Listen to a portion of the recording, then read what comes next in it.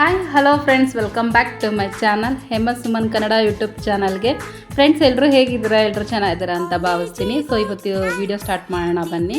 ಅದಕ್ಕಿಂತ ಮುಂಚೆ ಯಾರಲ್ಲ ನನ್ನ ಚಾನಲ್ ಸಬ್ಸ್ಕ್ರೈಬ್ ಮಾಡ್ಕೊಂಡಿಲ್ಲ, ಪ್ಲೀಸ್ ಸಬ್ಸ್ಕ್ರೈಬ್ ಮಾಡಿ. ಅದೇ ಪಕ್ಕದಲ್ಲಿರೋ ಬೆಲ್ ಐಕನ್ ಕೂಡ ಪ್ರೆಸ್ ಮಾಡಿರಿ, ಅದರಿಂದ ನಿಮಗೆ ನೋಟಿಫಿಕೇಷನ್ ಬೇಗನೆ ಬರುತ್ತೆ. ಇವತ್ತು ನಾನು ನಿಮಗೆ ಗೋಬಿ ಹೇಗೆ ಮಾಡ್ಕೋಬೇಕು ಮನೇಲಿ ಅಂತ ತೋರಿಸ್ಕೊಡ್ತೀನಿ. ಕ್ಯಾಬೇಜ್ ಗೋಬಿ. ಈಗ ಕ್ಯಾಬೇಜು ಸಣ್ಣ ಸಣ್ಣಕ್ಕೆ ಕಟ್ ಮಾಡಿ ಇಟ್ಕೊಂಡಿದ್ದೀನಿ. ಈಗ ಅದಕ್ಕೆ ಅರ್ಧ ಸ್ಪೂನ್ ಆಗೋಷ್ಟು ಕಾರ್ನ್ಫ್ಲೋರು, 1-2 ಸ್ಪೂನ್ ಆಗೋಷ್ಟು ಅಕ್ಕಿ ಹಿಟ್ಟು, 1-1.5 ಸ್ಪೂನ್ ಆಗೋಷ್ಟು ಮೈದಾ ಹಿಟ್ಟನ್ನ ಇಷ್ಟು ಹಾಕ್ಕೋಬೇಕು. ಮತ್ತು ಅರ್ಧ ಸ್ಪೂನ್ ಆಗೋಷ್ಟು ಖಾರದ ಪುಡಿ, ಅರ್ಧ ಸ್ಪೂನ್ ಆಗೋಷ್ಟು ಧನಿಯಾ ಪುಡಿ, ಅರ್ಧ ಸ್ಪೂನ್ ಆಗೋಷ್ಟು ಉಪ್ಪು, ಇಷ್ಟು ಹಾಕ್ಕೊಂಡು ನೀಟಾಗಿ ಮಿಕ್ಸ್ ಮಾಡ್ಕೋಬೇಕು. ಸ್ವಲ್ಪ ನೀರು ಹಾಕ್ಕೊಂಡು ಈ ಥರ ಉಂಡೆ ಬರೋಗೆ ಕಲಿಸ್ಕೋಬೇಕು. ಈಗ ನಾನು ಎಣ್ಣೆ ಕೂಡ ಕಾಯಕ್ಕಿಟ್ಟಿದ್ದೀನಿ, ಎಣ್ಣೆ ಕಾದಿದೆ. ಸೊ ಈಗ ಅದಕ್ಕೆ ಈಗ ಸಣ್ಣ ಸಣ್ಣಕ್ಕೆ ಉಂಡೆಗಳಾಗಿ ಮಾಡಿಕೊಂಡು ಇದಕ್ಕೆ ಹಾಕ್ಕೊಂಬಿಡೋಣ. ನೋಡಿ, ಇದು ನೀಟಾಗಿ ಫ್ರೈ ಮಾಡ್ಕೋಬೇಕು. ನೋಡಿ, ಈ ಥರ ಕ್ರಿಸ್ಪಿಯಾಗಿ ಬರಬೇಕು ನಮಗೆ. ಅದನ್ನು ಒಂದು ಪ್ಲೇಟ್ಗೆ ತೆಗೆದಿಟ್ಕೊಂಬಿಡಿ. ಸೊ ಈಗ ಒಗ್ಗರಣೆಗೆ ಏನು ಬೇಕು ಅಂತ ನೋಡೋಣ ಬನ್ನಿ.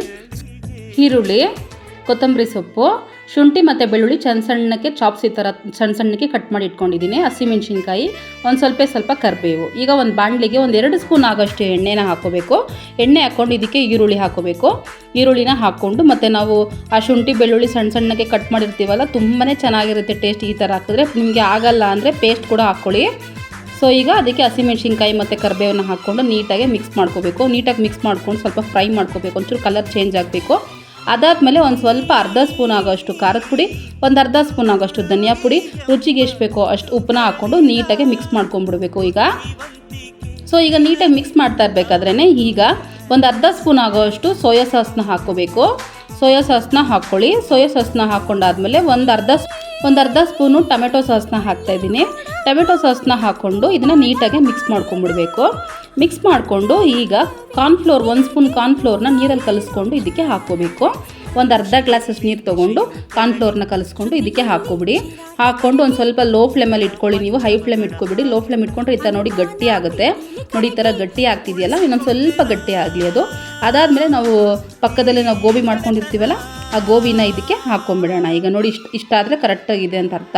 ಸೊ ಯಾಕಂದರೆ ನಮಗೆ ನಮ್ಗೆ ಹಾಕಿದ ತಕ್ಷಣ ಫುಲ್ಲು ಮೆತ್ತಗಾಗ್ಬಿಡುತ್ತೆ. ಅದಕ್ಕೆ ನಾವು ನೀಟಾಗಿ ಚೆನ್ನಾಗಿ ಕುದ್ದಿ ಆದಮೇಲೆ ನೀವು ಹಾಕ್ಕೊಳ್ಳಿ. ಗೋಬಿನ ಹಾಕ್ಕೊಂಡು ನೀಟಾಗಿ ಮಿಕ್ಸ್ ಮಾಡ್ಕೊಳ್ಳಿ. ಒಂದು ಸ್ವಲ್ಪ ಹೊತ್ತು, 5-10 ಸೆಕೆಂಡಷ್ಟು ನೀಟಾಗಿ ಮಿಕ್ಸ್ ಮಾಡಿಕೊಂಡು ಆಮೇಲೆ ಒಂದು ಸ್ವಲ್ಪ ಹೊತ್ತು ಇಟ್ಕೊಂಡು ನೋಡಿ, ಲಾಸ್ಟಲ್ಲಿ ಕೊತ್ತಂಬರಿ ಕೂಡ ಹಾಕ್ತಾಯಿದ್ದೀನಿ.